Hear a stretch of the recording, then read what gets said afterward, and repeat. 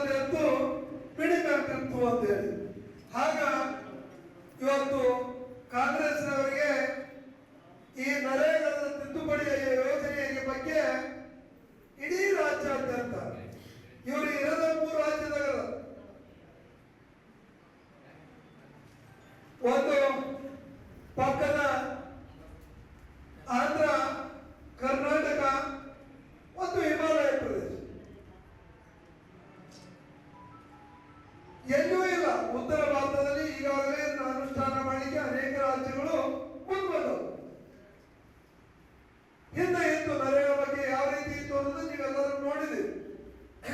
ನಮ್ಮಲ್ಲೆಲ್ಲ ಇಡೀ ರಾಜ್ಯಾದ್ಯಂತ ನಾವೆಲ್ಲರೂ ಕಂಡಿದ್ದೀವಿ.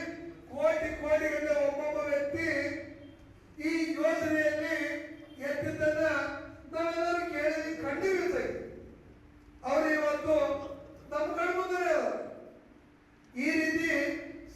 ಉತ್ತರ ಕರ್ನಾಟಕ ನ್ಯೂಸ್, ಇದು ಕನ್ನಡದ ಉಸಿರು.